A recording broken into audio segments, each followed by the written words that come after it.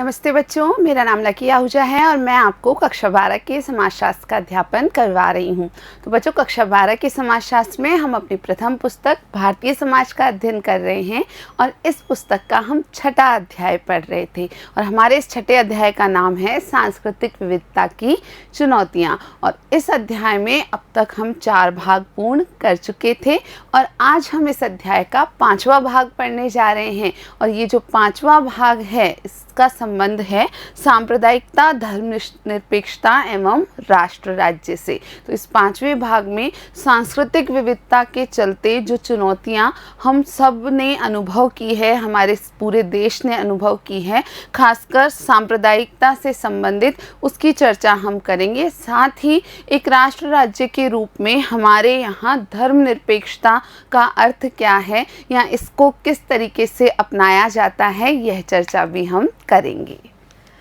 सांप्रदायिकता या संप्रदायवाद का अर्थ है धार्मिक पहचान पर आधारित आक्रामक उग्रवाद। तो ये जो शब्द है सांप्रदायिकता या इसे संप्रदायवाद भी कह दिया जाता है, इस शब्द का जो शाब्दिक अर्थ निकाला जाता है वो है धार्मिक पहचान पर आधारित आक्रामक उग्रवाद। यानी सिर्फ धर्म को अपनी पहचान के रूप में आगे बढ़ाना और उसको एक उग्रवादी रूप में प्रस्तुत करना और आक्रामकता भी प्रदर्शित करना। उग्रवाद अपने आप में एक ऐसी अभिवृत्ति है जो अपने समूह को ही वैध या श्रेष्ठ समूह मानती है और अन्य समूहों को निम्न,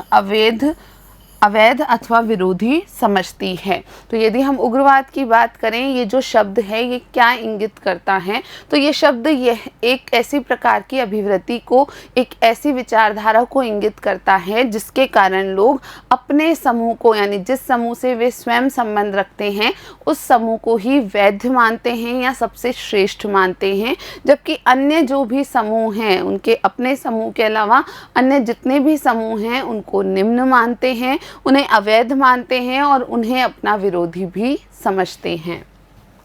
अंग्रेजी भाषा में कम्युनल शब्द का अर्थ है व्यक्ति की बजाय समुदाय यानी कम्युनिटी या सामूहिकता से जुड़ा हुआ व्यक्ति भाव, विचार आदि। तो अंग्रेजी में सांप्रदायिकता के लिए जो शब्द है कम्युनल है, तो ये कम्युनल शब्द जो है अंग्रेजी का, उसका अर्थ है व्यक्ति के बजाय समुदाय से जुड़ा हुआ या फिर सामूहिकता से जुड़ा हुआ। तो एक व्यक्ति के भाव में या विचार आदि में जब उसका संबंध स्वयं की व्यक्तिगत पहचान या एक व्यक्ति के रूप में पहचान के बजाय जिस समुदाय से, जिस समूह से वो संबंधित है उस पहचान से अधिक प्रभावित होता है, तो इसे कम्युनल कहा जाता है।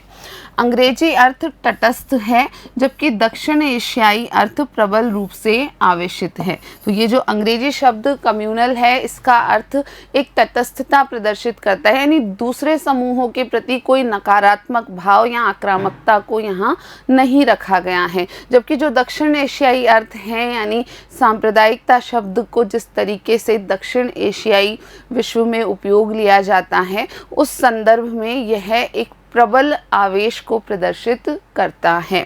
इस आवेश को सकारात्मक दृष्टि से देखा जा सकता है यदि देखने वाला सांप्रदायिकता के प्रति सहानुभूति रखता हो, अथवा नकारात्मक दृष्टि से भी यदि देखने वाला इसका विरोधी है। तो स्पष्ट सी बात है कि इस अर्थ को, जो सांप्रदायिकता का अर्थ अभी हमने समझा, इसे सकारात्मक दृष्टि से देखने वाले लोग भी हैं और नकारात्मक दृष्टि से देखने वाले लोग भी हैं। सकारात्मक दृष्टि से देखने वाले लोग इसे सकारात्मक क्यों मानते हैं? क्योंकि उनका खुद का झुकाव, उनका खुद का जो हम कहें सहानुभूति, वो सांप्रदायिकता के प्रति होती है, क्योंकि वे भी किसी न किसी समूह से संबंध रखते हैं। लेकिन जो लोग इसे नकारात्मक दृष्टि से देखते हैं तो उनका विचार स्पष्ट होता है कि उन्हें सांप्रदायिकता के प्रति एक प्रकार का नकारात्मक भाव होता है या विरोधी भाव होता है।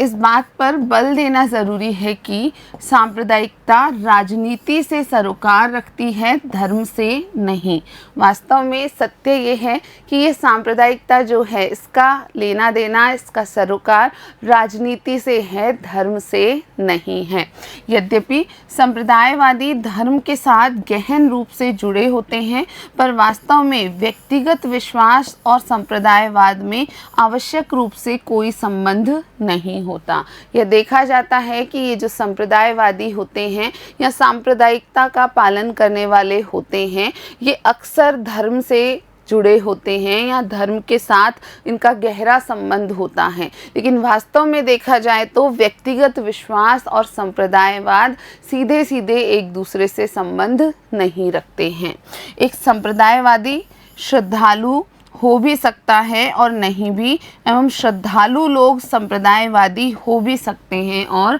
नहीं भी। ये बहुत महत्वपूर्ण बिंदु है बच्चों कि कोई संप्रदायवादी जो है वो श्रद्धालु हो सकता है, किसी विशेष विश्वास का पालन कर सकता है, और ना करे ये भी संभव है। और वहीं दूसरी ओर कोई श्रद्धालु यानी किसी विशेष धर्म में श्रद्धा रखने वाला, किसी विशेष विश्वास का पालन करने वाला, वो संप्रदायवादी विचार रख भी सकता है या ना भी रखे।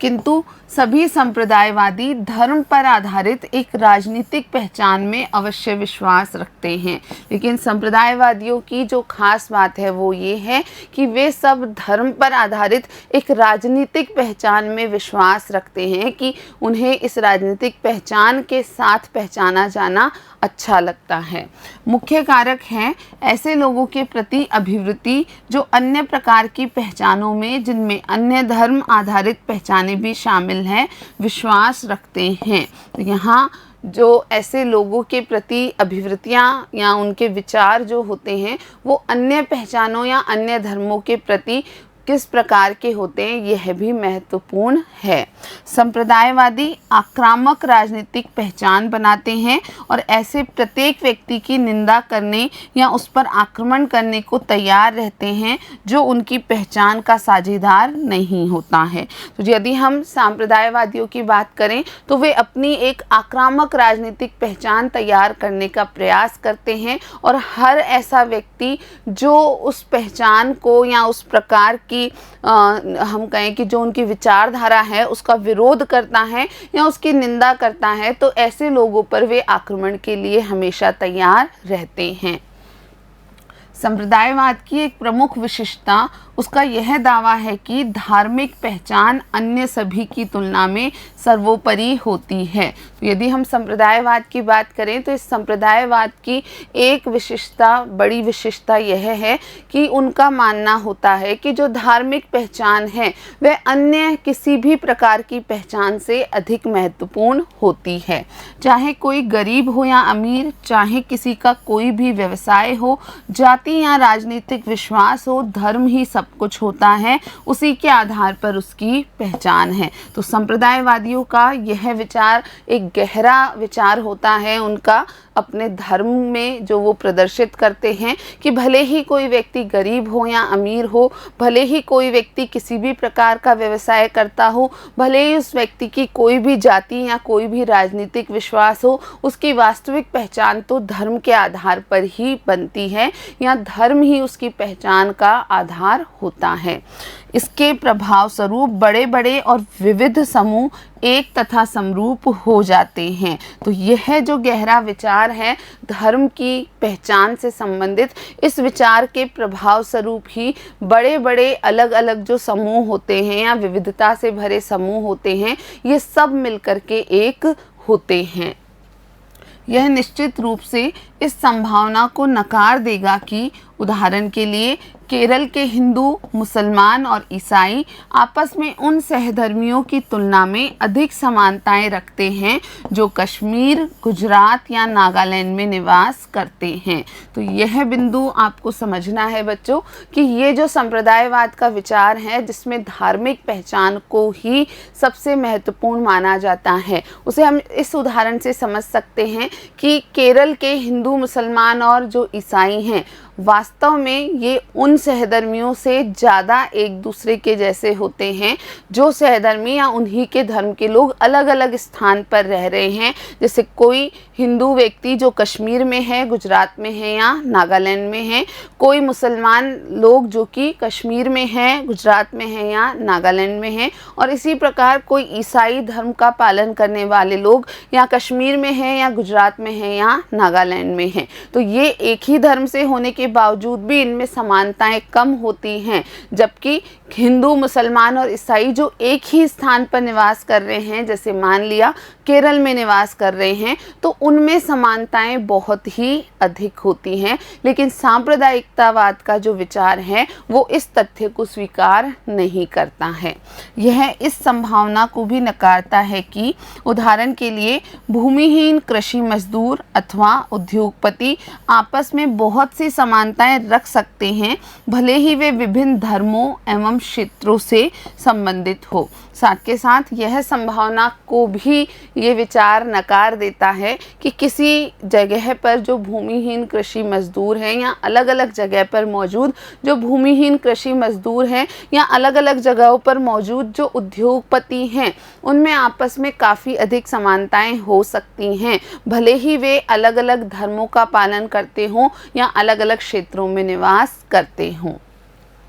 भारत में संप्रदायवाद एक विशेष मुद्दा बन गया है क्योंकि यह तनाव और हिंसा का पुनरावर्तक स्रोत रहा है। सांप्रदायिक दंगों के दौरान लोग अपने अपने समुदायों के पहचानहीन सदस्य बन जाते हैं। तो यहाँ हमारे देश की अगर हम बात करें तो हमारे देश में संप्रदायवाद एक बड़ा मुद्दा है। इस प्रकार की स्थितियाँ दंगों के दौरान या तनाव की स्थिति के दौरान देखी जाती हैं या बहुत सामान्य हो जाती हैं, और ऐसी स्थितियों में जब संप्रदायवाद के कारण दंगे होते हैं या तनाव उत्पन्न होता है, तो जो व्यक्ति यहाँ अपनी भागीदारी करते हैं वे अपने समुदाय के पहचानहीन सदस्य बन जाते हैं, यानी वे समुदाय के नाम पर ही उस कार्य को या उस हिंसा को अंजाम देते हैं, लेकिन अपने आप को उस समुदाय की पहचान में ही मिला लेते हैं, अपनी व्यक्तिगत पहचान को बिल्कुल नहीं महत्वपूर्ण मानते हैं।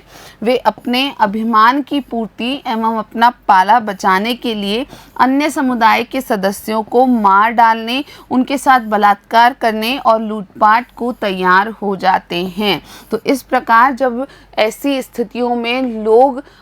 तनाव और हिंसा का सामना करते हैं और खुद भी उसमें भागीदार बनते हैं और वे सोचने लगते हैं कि हमें अपने अभिमान को बचाए रखना है, और इस कारण वे दूसरे लोगों को यानी दूसरे जो समूह हैं उन लोगों को प्रताड़ित करना शुरू करते हैं, उनके साथ हिंसक होना शुरू करते हैं, और उसके लिए वे अन्य समुदाय के सदस्यों को मारने से भी नहीं चूकते हैं, यानी उन्हें मार डालने या अन्य समुदाय की स्त्रियों का बलात्कार करने और इसी प्रकार लूटपाट आदि को भी तैयार हो जाते हैं। आमतौर पर ऐसे घृणित कार्यों का औचित्य दर्शाने के लिए यह कहा जाता है कि हम तो अपने सहधर्मियों के अन्यत्र या पहले कभी किए गए कत्लों या अपमानों का बदला ले रहे हैं। तो इस प्रकार के जो घृणित कार्य हैं, लूटपाट मचाना, अन्य समुदाय के लोगों को मार डालना, अन्य समुदाय की स्त्रियों का बलात्कार करना, आगजनी करना, या जो भी बहुत सारी अलग संपत्ति या फिर किसी भी प्रकार की जो संपत्ति है, सरकारी संपत्ति है, उसको नुकसान पहुंचाना, ये सभी घृणित कार्य जब किए जाते हैं तो इनके लिए यह तर्क दिया जाता है या यह औचित्य उसका स्थापित किया जाता है कि वास्तव में ये सब हम जो कर रहे हैं ये हम अपने सहधर्मियों के साथ किसी अन्य स्थान पर या अब तक पहले जो कुछ भी हुआ है, उनके साथ जितने भी गलत काम किए गए हैं, उन लोगों के कत्ल किए गए हैं या उनका अपमान किया गया है, उस चीज़ का बदला लेने के लिए हम ऐसा कर रहे हैं। कोई भी क्षेत्र ऐसा नहीं है जो किसी न किसी प्रकार की सांप्रदायिक हिंसा से पूरी तरह मुक्त रहा हो। तो हम यदि अपने देश की बात करें तो पूरे देश में वास्तव में कोई भी क्षेत्र ऐसा नहीं है जो किसी भी प्रकार की सांप्रदायिक हिंसा से हमेशा मुक्त रहा हो, यानी सभी क्षेत्रों में कभी न कभी कुछ न कुछ सांप्रदायिक हिंसा अवश्य हुई है। प्रत्येक धार्मिक समुदाय ने न्यूनाधिक या अधिक मात्रा में हिंसा की मार सही है। तो हर धार्मिक समुदाय ने कम या ज़्यादा मात्रा में, अधिक या कम मात्रा में हिंसा की मार किसी न किसी समय सही है, यानी उस पर दूसरे समुदाय द्वारा हिंसा की गई है। हालांकि अल्पसंख्यक समुदायों के लिए इसका मानसिक आघात आनुपातिक दृष्टि से बहुत अधिक रहा है। और यदि हम प्रभावों की बात करते हैं तो हिंसा तो हमेशा हर धर्म के लोगों द्वारा हुई है, लेकिन जहाँ जिस जगह पर जो धर्म के लोग अल्पसंख्यकों के रूप में मौजूद होते हैं, उन अल्पसंख्यक समुदायों के लिए ऐसी हिंसा की घटनाओं का मानसिक आघात बहुत ही गहरा रहा है। अगर सांप्रदायिक दंगों के लिए सरकार को किसी हद तक जिम्मेदार ठहराया जाए तो कोई भी सरकार या सत्ताधारी दल इस मामले में निर्दोष होने का दावा नहीं कर सकता। तो ये जो सांप्रदायिक दंगे अलग अलग जगहों पर अलग अलग समय पर अब तक घटित हुए हैं, इनके लिए यदि हम सरकारों को जिम्मेदार ठहराना चाहें, किसी भी दौर में कोई भी सरकार रही हो, तो उस स्थिति में हम किसी भी सत्ताधारी दल को नहीं छोड़ सकते हैं। यानी सभी सरकारों या सभी सत्ताधारी दलों के दौरान इस प्रकार की हिंसात्मक घटनाएं या सांप्रदायिक दंगे होते ही रहे हैं। वास्तव में सांप्रदायिक हिंसा के दो सर्वाधिक आघातकारी समकालीन उदाहरण दो प्रमुख राजनीतिक दलों के शासनकाल में घटित हुए। तो यदि हम सांप्रदायिक हिंसा की बात करें तो इसके दो सर्वाधिक आघातकारी इस हमारे जो दौर है इसके उदाहरण यानी समकालीन उदाहरण हमारे देश के दो प्रमुख राजनीतिक दलों के शासन के काल में घटित हुए। तो पहला जो था वो था दिल्ली में 1984 के सिख विरोधी दंगे कांग्रेस के राज में हुए, और सन 2002 में गुजरात में मुसलमान विरोधी हिंसा का अभूतपूर्व पैमाने पर व्यापक दौर भारतीय जनता पार्टी के शासनकाल में चला। तो ये दो उदाहरण हैं हमारे देश की दो प्रमुख राजनीतिक दलों की स्थिति यहाँ प्रदर्शित करते हैं कि दिल्ली में 1984 के दौरान सिख विरोधी दंगे हुए और उस दौरान कांग्रेस सरकार का राज था, और इसी तरह 2002 में गुजरात में मुसलमान विरोधी हिंसा की जो घटना हुई उस दौरान वहां पर भारतीय जनता पार्टी का राज था। भारत में स्वतंत्रता प्राप्ति से पहले के समय में भी सांप्रदायिक दंगे होते रहे हैं। ये दंगे अक्सर औपनिवेशिक शासकों द्वारा अपनाई गई फूट डालो और शासन करो की नीति के परिणाम स्वरूप हुआ करते थे। तो भारत की, हमारे देश की जब हम चर्चा करते हैं तो ऐसा नहीं है कि स्वतंत्रता प्राप्ति से पहले देश में दंगे नहीं हुआ करते थे। तो ये दंगे हमारे यहाँ स्वतंत्रता प्राप्ति से पहले भी हुआ करते थे, लेकिन उसका जो मुख्य कारण था वो था औपनिवेशिक जो शासक थे यानी जो ब्रिटिश शासक थे उनके द्वारा फूट डालो राज करो नीति का अपनाया जाना। उनका उद्देश्य ही ये था कि भारत देश में जो विभिन्न धर्मों के लोग रह रहे हैं उनके मध्य किसी न किसी प्रकार से फूट डाली जाए ताकि शासन करना आसान हो जाए। अब हम बात करते हैं कबीरदास की, जो कि समन्वयी परंपराओं का चिर शाश्वत प्रतीक माने जाते हैं। तो कबीरदास का नाम आपने अवश्य सुना होगा बच्चों। तो कबीरदास वास्तव में दो परंपराओं को मिलाने वाले एक ऐसे व्यक्ति माने जाते हैं जिन्होंने अपने जीवन में बहुत सारी ऐसी बातें कही दोहों के माध्यम से, कविताओं के माध्यम से, जो कि समन्वय की प्रवृत्ति प्रदर्शित करती हैं। हिंदू और मुसलमान भक्ति का समन्वित रूप प्रस्तुत करते कबीर के दोहे और पद बहुलवाद के चिरवांछित प्रतीक हैं। वास्तव में कबीरदास द्वारा कहे गए दोहे और उनके पंक्तियां जो हैं वो बहुलवाद के प्रतीक माने जाते हैं, यानी कई सारे विचारों धर्मों को एक साथ लेकर चलने वाले माने जाते हैं। यहाँ एक उदाहरण है, मोको कहाँ ढूंढे रे बंदे मैं तो तेरे पास में, ना तीर्थ में ना मूरत में ना एकांत निवास में, ना मंदिर में ना मस्जिद में ना काबे कैलाश में, मैं तो तेरे पास में बंदे, मैं तो तेरे पास में। तो इन पंक्तियों में भी आप देख पा रहे हैं कि कबीरदास जी यह कह रहे हैं कि आप मुझे यहाँ वहाँ कहाँ ढूंढ रहे हो, ना मैं तीर्थ में हूँ ना किसी मूरत में हूँ, यानी किसी भी प्रकार के तीर्थ स्थल पे या किसी भी प्रकार की मूरत में मैं बसा हुआ नहीं हूँ, ना ही मैं आपको एकांत में प्राप्त होऊंगा। इसी प्रकार ना मैं मंदिर में हूँ ना मैं मस्जिद में हूँ, ना मैं काबे कैलाश में हूँ ना काबा में हूँ ना ही कैलाश में हूँ। मैं तो तेरे पास में बंदे, यानी मैं सिर्फ तेरे पास में हूँ, तेरे साथ तेरे आसपास ही हूँ। मानवतावाद की प्रवृत्ति को यहाँ कबीरदास रखते हैं और कहते हैं कि किसी भी धर्म विशेष में ईश्वर नहीं प्राप्त हो सकता है, या जिसे आप ढूंढ रहे हो वो प्राप्त नहीं हो सकता है, लेकिन आप अपने आसपास के लोगों के प्रति अपना नज़रिया अगर सकारात्मक रखें तो वहीं आपको वास्तव में सत्य की प्राप्ति हो जाती है। अब बच्चों, हम आगे चर्चा करते हैं। यदि हम धार्मिक, सांस्कृतिक, क्षेत्रीय अथवा निर्जातीय संघर्षों के उदाहरण खोजना चाहें तो वे हमारे इतिहास के लगभग प्रत्येक काल में मिल जाएंगे। तो इनमें से किसी भी आधार पर, धार्मिक आधार पर, सांस्कृतिक आधार पर, क्षेत्रीय आधार पर या निर्जातीय आधार पर जो संघर्ष हुए हैं उनके यदि हम उदाहरण ढूंढना चाहें तो इनके उदाहरण हमें कहीं ना कहीं अवश्य मिल जाते हैं। लेकिन हमें यह नहीं भूलना चाहिए कि हमारे यहाँ धार्मिक बहुलवाद की भी एक लंबी परंपरा रही है, जिसमें शांतिपूर्ण सह अस्तित्व से लेकर वास्तविक अंतर मिश्रण या समन्वयवाद शामिल है। तो वास्तव में इस प्रकार के संघर्ष तो हमें हमारे इतिहास में देखने को मिलते ही हैं, लेकिन साथ के साथ हम यह बात नहीं भूल जाएं कि हमारे ही देश में धार्मिक बहुलवाद की लंबी परंपरा रही है, यानी यहाँ अलग अलग धर्मों का पालन करने वाले लोग लंबे समय से मिलजुल कर रह रहे हैं और यहाँ शांतिपूर्ण सह अस्तित्व बना हुआ है, यानी हर धर्म के लोग शांतिपूर्ण रूप से मिलजुल करके रहने का प्रयास करते हैं और वास्तव में अंतर मिश्रण या समन्वयवाद भी देखने को मिलता है, यानी किसी विशेष धर्म की कोई रीतियां या परंपराएं किसी अन्य धर्म में मिश्रित भी होती हुई दिखती हैं। यह समन्वय विरासत भक्ति और सूफी आंदोलनों के भक्ति गीतों और काव्यों में स्पष्टतः दृष्टिगोचर होती है। तो यह जो समन्वय विरासत है कि अलग अलग धर्मों का जो मिश्रण हुआ है, यह हमें भक्ति और सूफी आंदोलनों के दौरान जो भक्ति गीत और काव्य लिखे गए उन सब में स्पष्ट रूप से देखने को मिलती है और उसी का एक उदाहरण अभी हमने कबीरदास की कुछ पंक्तियों के रूप में देखा।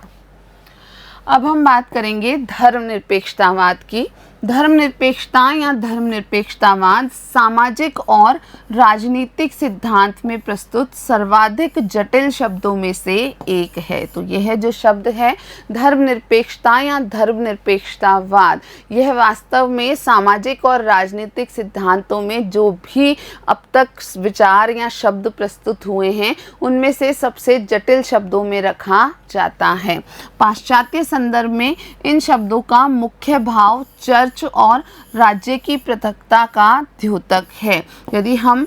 पाश्चात्य संदर्भ की बात करते हैं, यानी पश्चिमी देशों की जो विचारधारा है उसकी बात करते हैं, तो वहाँ धर्मनिरपेक्षता या धर्मनिरपेक्षतावाद का जो अर्थ है वो मुख्यतः चर्च और राज्य की पृथकता को इंगित करता है, यानी चर्च का राज्य से कोई संबंध नहीं होगा, राज्य का चर्च से कोई संबंध नहीं होगा। धार्मिक और राजनीतिक सत्ता के पृथक्करण ने पश्चिम के सामाजिक इतिहास में एक बड़ा मोड़ ला दिया। तो ये जो धार्मिक और राजनीतिक सत्ता, धार्मिक सत्ता के रूप में चर्च और राजनीतिक सत्ता के रूप में राज्य, इन दोनों का ये जो पृथक्करण हुआ, इन्हें अलग अलग रखा गया, इसने पश्चिम के सामाजिक इतिहास में, यानी पश्चिमी देशों का जो सामाजिक इतिहास अब तक रहा है उसमें एक बड़ा मोड़ प्रदर्शित किया या बड़ा परिवर्तन प्रदर्शित किया है। यह पृथक्करण धर्मनिरपेक्षीकरण या जनजीवन से धर्म के उत्तरोत्तर पीछे हटते जाने की प्रक्रिया से संबंधित था। तो ये जो पृथक्करण किया गया, यानी धर्म का और जो राज्य है उसका पृथक्करण, यह वास्तव में जनजीवन में या लोगों के जीवन में धर्म के हटाने की या उससे दूर होते जाने की प्रक्रिया से संबंध रखता था, क्योंकि अब धर्म को एक अनिवार्य दायित्व की बजाय स्वैच्छिक व्यक्तिगत व्यवहार के रूप में बदल दिया गया था। तो यह महत्वपूर्ण है बच्चों कि अब क्या किया गया कि धर्म को एक अनिवार्य दायित्व नहीं स्वीकारा गया, बजाय इसके धर्म को स्वैच्छिक व्यक्तिगत दायित्व के रूप में रखा गया। यानी सिर्फ व्यक्ति की इच्छा पर, उसके दायित्व पर निर्भर है कि वह किसी धर्म का पालन करना चाहता है या नहीं। धर्मनिरपेक्षीकरण स्वयं आधुनिकता के आगमन और विश्व को समझने के धार्मिक तरीकों के विकल्प के रूप में विज्ञान तथा तर्क शक्ति के उदय से संबंधित था। तो यह जो धर्मनिरपेक्षण था पश्चिमी देशों का, यह आधुनिकता के आगमन यानी आधुनिकता की जो शुरुआत हुई उसको और विश्व को समझने के लिए जो धार्मिक तरीके हुआ करते थे उनके बजाय या उन तरीकों के अतिरिक्त विज्ञान और तर्क शक्ति का जो उदय हुआ, यानी जैसे जैसे आधुनिकता बढ़ी वैसे वैसे विज्ञान और तर्क शक्ति भी लोगों की विकसित होने लगी। और इस कारण आधुनिकता के प्रभाव के कारण संपूर्ण जो विश्व है उसको समझने के लिए इन विकल्पों का उपयोग धर्मनिरपेक्षीकरण के तहत स्वीकारा गया। धर्मनिरपेक्ष और धर्मनिरपेक्षता के भारतीय अर्थों में उनके पश्चिमी भावार्थ तो शामिल हैं ही, पर उनमें कुछ और भाव भी जुड़े हैं। यदि हम धर्मनिरपेक्षता या धर्मनिरपेक्ष की बात करते हैं तो यह जो पश्चिमी अर्थ है कि धर्म को और सत्ता को अलग अलग रखा जाएगा, यह भाव तो निहित है ही, लेकिन इसके अतिरिक्त भी भारतीय संदर्भ में धर्मनिरपेक्षता की एक बड़ी व्याख्या की गई है। रोज़मर्रा की भाषा में धर्मनिरपेक्ष का सर्वाधिक सामान्य प्रयोग सांप्रदायिक के बिल्कुल विपरीत यानी विलोम के रूप में किया जाता है। तो ये बात बहुत महत्वपूर्ण है बच्चों कि वास्तव में दैनिक जीवन में ये जो शब्द है धर्मनिरपेक्ष, इसका प्रयोग जब किया जाता है तो सांप्रदायिक के बिल्कुल विपरीत या विरोधी शब्द के रूप में किया जाता है। इस प्रकार एक धर्मनिरपेक्ष व्यक्ति या राज्य वह होता है जो किसी विशेष धर्म का अन्य धर्मों की तुलना में पक्ष नहीं लेता। तो एक धर्मनिरपेक्ष व्यक्ति या धर्मनिरपेक्ष राज्य की बात करें तो ऐसा राज्य या ऐसा व्यक्ति जो एक धर्म की तुलना में, किसी विशेष धर्म की तुलना में अन्य धर्मों को कोई महत्व या एक धर्म को कोई महत्व नहीं देता है, यानी सभी के प्रति वो तटस्थ रहता है। इस भाव में धर्मनिरपेक्षता धार्मिक उग्रवाद का विरोधी भाव है और इसमें धर्म के प्रति विद्वेष का भाव होना ज़रूरी नहीं होता है। तो वास्तव में ये जो भाव है कि कोई विशेष धर्म अन्य धर्मों से श्रेष्ठ नहीं होता है, या तटस्थता का भाव नज़र आता है, या किसी अन्य धर्म के प्रति विद्वेष का भाव नहीं उपस्थित होता। राज्य और धर्म के पारस्परिक संबंधों की दृष्टि से धर्मनिरपेक्षता का यह भाव सभी धर्मों के प्रति समान आदर का द्योतक होता है, न कि अलगाव या दूरी का। तो राज्य और धर्म के पारस्परिक संबंधों की जब व्याख्या की जाती है तो उस संबंध में यह जो धर्मनिरपेक्षता का भाव है यह क्या कहता है कि सभी धर्मों के प्रति समान सम्मान या आदर प्रदर्शित किया जाएगा, किसी भी प्रकार का अलगाव या दूरी किसी भी धर्म से नहीं रखी जाएगी। उदाहरण के लिए धर्मनिरपेक्ष भारतीय राज्य सभी धर्मों के त्योहारों के अवसर पर सार्वजनिक छुट्टी घोषित करता है। यदि हम हमारे धर्मनिरपेक्ष भारतीय राज्य के उदाहरण को देखें तो हमारे यहाँ सभी धर्मों के प्रति समान आदर प्रदर्शित करते हुए सभी महत्वपूर्ण धर्म या जो भी धर्म हमारे देश में हैं उन धर्मों के जो भी बड़े त्योहार हैं उन सभी अवसरों पर हमारे देश में सार्वजनिक छुट्टी रखी जाती है। पाश्चात्य भाव के राज्य के सभी धर्मों से दूरी बनाए रखने और भारतीय भाव के राज्य के सभी धर्मों को समान आदर देने के कारण दोनों के बीच तनाव से एक तरह की कठिन स्थिति पैदा हो गई है। तो जो पश्चिमी देश हैं वहाँ धर्मनिरपेक्षता का जो भाव है वहाँ सभी धर्मों से समान दूरी बनाए रखी जाती है, यानी जो सत्ता है राज्य है वो धर्मों से बिल्कुल पृथक रखा जाता है। जबकि भारतीय भाव भाव में जब हमने निरपेक्षता को समझा तो वहाँ सभी धर्मों को समान आदर प्रदर्शित किया जाता है और इस कारण इन दोनों विचारों के मध्य एक तनाव की सी स्थिति उत्पन्न हो जाती है। प्रत्येक भाव के समर्थक विचलित हो जाते हैं जब राज्य दूसरे भाव का समर्थन करने के लिए कुछ करता है। तो इन दोनों विचारों या भावों के समर्थक हैं और ये विचलित हो जाते हैं। इन समर्थकों में एक तनाव की स्थिति उत्पन्न होती है जब जो राज्य है, जो सरकार है, इन दोनों में से किसी एक भी भाव का समर्थन करते हुए कोई भी कार्य करती है तो अन्य विचार या अन्य भाव के जो समर्थक हैं वो अत्यंत विचलित होने लगते हैं। क्या एक धर्मनिरपेक्ष राज्य हज यात्रा के लिए आर्थिक सहायता प्रदान करे अथवा तिरुपति तिरुमाला मंदिर परिसर के प्रबंध को देखे अथवा हिमालय के तीर्थों की यात्रा के लिए सहायता दे? तो इस प्रकार के प्रश्न राज्य के समक्ष खड़े हो जाते हैं कि क्या एक धर्मनिरपेक्ष राज्य को ऐसे कार्य करने चाहिए? क्या उसे हज यात्रा के लिए आर्थिक सहायता देनी चाहिए? क्या उसे तिरुपति तिरुमाला मंदिर परिसर के प्रबंधन का कार्य देखना चाहिए? क्या उसे हिमालय के तीर्थों की यात्रा के लिए किसी प्रकार की सहायता लोगों को देनी चाहिए? उदाहरण के लिए क्या स्वतंत्रता दिवस, गणतंत्र दिवस, गांधी जयंती और अंबेडकर जयंती को छोड़कर बाकी सभी धार्मिक पर्वों की छुट्टियां खत्म कर देनी चाहिए? तो ये प्रश्न राज्य या सरकार के समक्ष हमेशा बने रहते हैं क्योंकि धर्मनिरपेक्षता के ये जो दो विचार हैं, एक पश्चिमी देशों वाला विचार जो तटस्थता या दूरी को प्रदर्शित करता है और एक भारतीय विचार जिसमें कि प्रत्येक धर्म को आदर देने की बात की गई है। तो क्या इनमें से किसी विचार का पालन करते हुए इन राष्ट्रीय पर्वों के अलावा सभी प्रकार की त्योहारों की छुट्टी खत्म कर देनी चाहिए?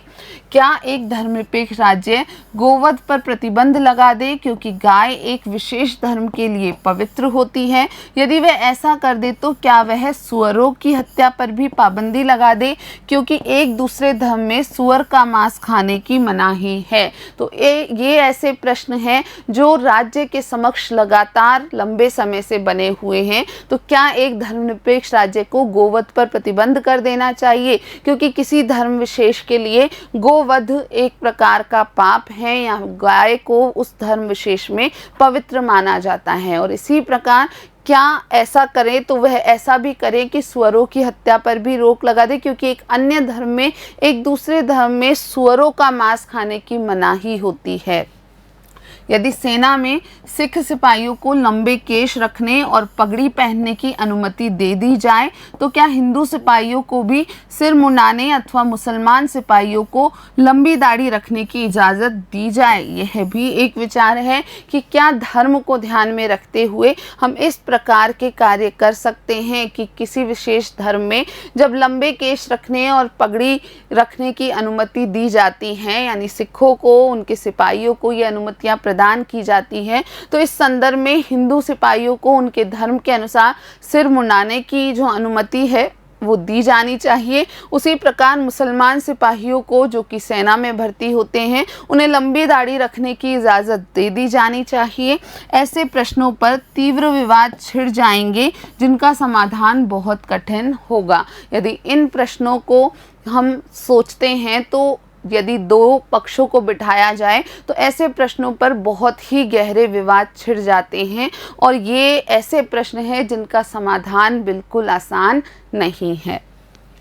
भारतीय राज्य द्वारा धर्मनिरपेक्षता के लिए प्रतिबद्ध होने और साथ साथ अल्पसंख्यकों के संरक्षण का वचन दिए जाने के बीच के तनाव के कारण भी कुछ अन्य प्रकार की जटिलताएं उत्पन्न हो जाती हैं। तो भारतीय राज्य द्वारा दो प्रकार की अपनी विचारधारा रखी गई है कि एक तो वो धर्मनिरपेक्षता के लिए प्रतिबद्ध है लेकिन साथ के साथ अल्पसंख्यकों के संरक्षण का वचन भी देते हैं भारतीय राज्य। तो वास्तव में इन दो बातों को, इन दो कार्यों को साथ साथ करने की स्थिति जो आती है तब भी तनाव उत्पन्न होता है या कई प्रकार की जटिलताएं सामने आती है कि एक और तो हमारे राज्य या सरकार जो है वो घोषणा करते हैं कि हम धर्मनिरपेक्ष हैं, हम किसी धर्म का भी किसी प्रकार का किसी प्रकार के धर्म को हम कम या अधिक नहीं मानते हैं। वहीं दूसरी ओर अल्पसंख्यकों को, खासकर धार्मिक अल्पसंख्यकों को संरक्षण प्रदान करने का भी वचन सरकार द्वारा दिया जाता है। अल्पसंख्यकों के संरक्षण के लिए यह आवश्यक है कि उनका एक ऐसे संदर्भ में विशेष ध्यान रखा जाए जहां राजनीतिक व्यवस्था के सामान्य कामकाज में उन्हें बहुसंख्यक समुदाय की तुलना में हानि पहुंचती हो। तो अल्पसंख्यकों के संरक्षण के संदर्भ में एक महत्वपूर्ण बात या आवश्यक बात यह है कि उनका उन संदर्भों में ही विशेष ध्यान रखा जाए जहां पर राजनीतिक व्यवस्था का जो सामान्य कार्य है, जो सामान्य कामकाज है, उसकी स्थिति में जो बहुसंख्यक समुदाय हैं वो जिस प्रकार के लाभ प्राप्त कर पाता है, अल्पसंख्यकों को यदि वैसे लाभ प्राप्त नहीं होते हैं या उन्हें हानि होती है तो अल्पसंख्यकों को संरक्षण दिए जाने की आवश्यकता होती है।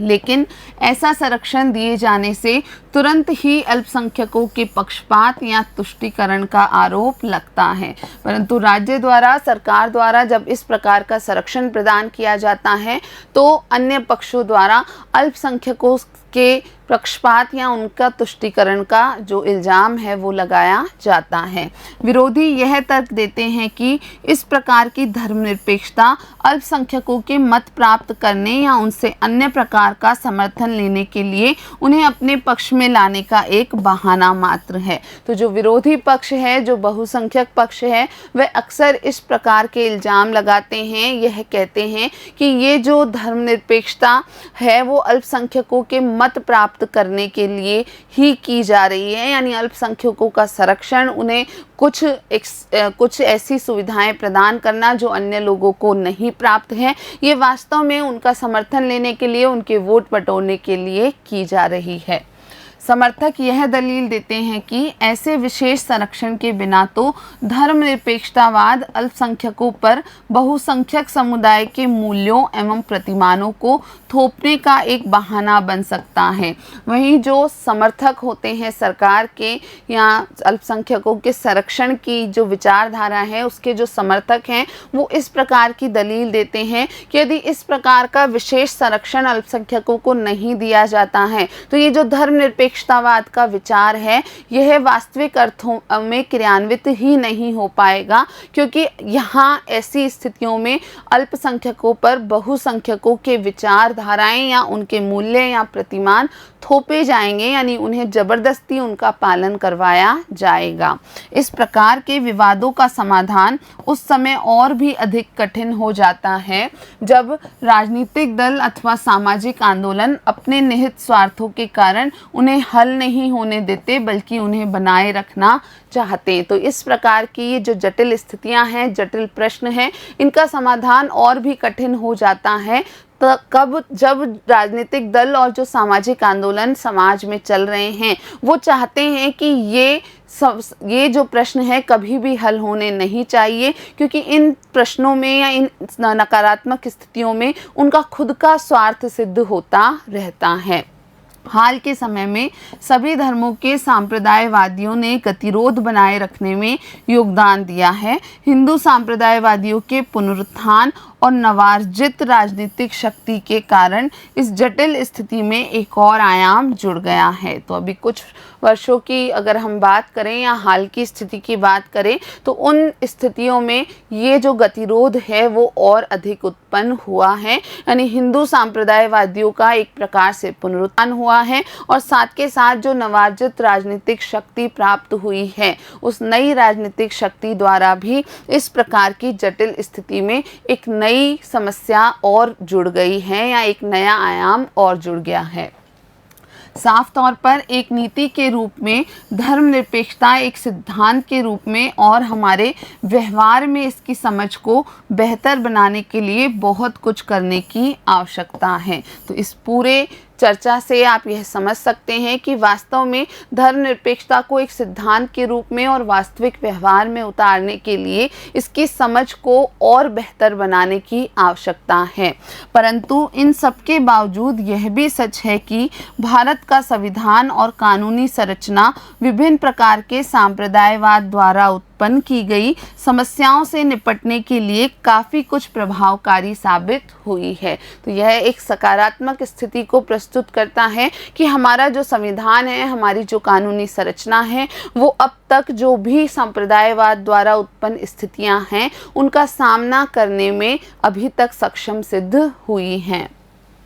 स्वतंत्र भारत की प्रथम पीढ़ी के नेताओं ने, जो अधिकतर हिंदू और उच्च जातियों से थे, एक लोकतांत्रिक संविधान के द्वारा शासित एक उदार धर्मनिरपेक्ष राज्य का वर्णन किया। तो हमारे भारत की जो प्रथम पीढ़ी के नेता थे, यानी जब स्वतंत्रता प्राप्त हुई तो उस दौरान जो बड़े नेता थे उन सभी ने, वास्तव में वे नेता जो थे उनमें से अधिकतर उच्च हिंदू जातियों के नेता थे, लेकिन उन सभी ने हमारे देश को एक लोकतांत्रिक संविधान के द्वारा शासित किए जाने, साथ ही एक उदार और धर्मनिरपेक्ष राज्य के रूप में प्रस्तुत किए जाने को स्वीकारा। तदनुसार एक ऐसे राज्य की कल्पना की गई जो सांस्कृतिक दृष्टि से तटस्थ हो और एक ऐसे राष्ट्र की भी कल्पना की गई जो सभी नागरिकों का एक समावेशात्मक भूभागीय राजनीतिक समुदाय हो। तो इस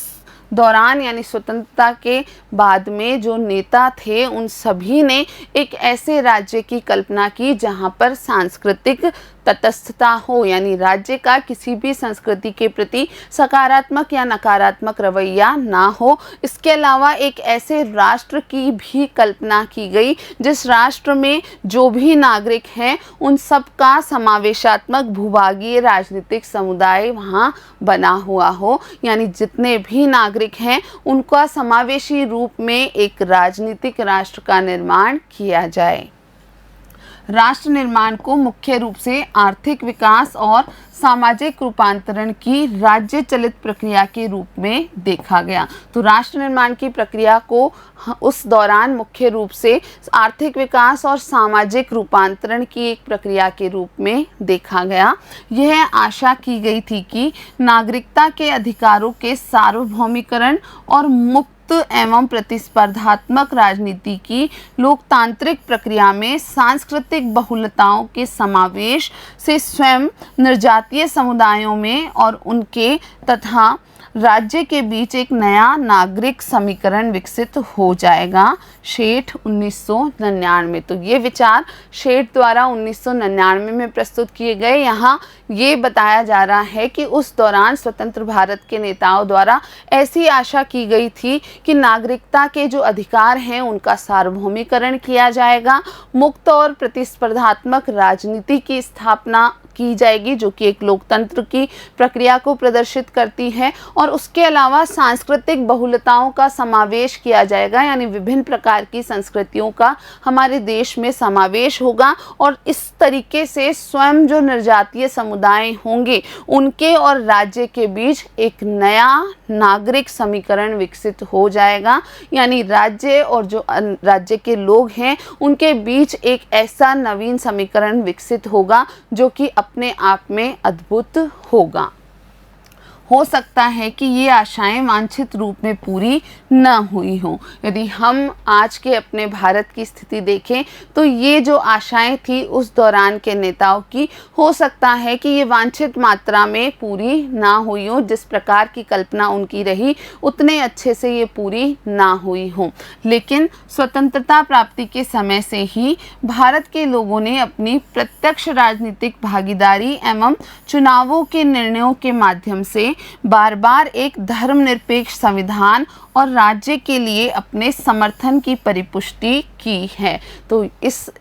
सारी चर्चा में यह महत्वपूर्ण है कि स्वतंत्रता प्राप्ति के समय से ही हमारे देश के जो लोग हैं उन्होंने हमेशा ही प्रत्यक्ष राजनीतिक भागीदारी बहुत अच्छे से निभाई, और उसके साथ ही चुनावों के जो निर्णय आए उन सबके माध्यम से उन्होंने बार बार यह प्रदर्शित किया कि एक धर्मनिरपेक्ष संविधान और राज्य के लिए अपना समर्थन वे प्रदान करते हैं।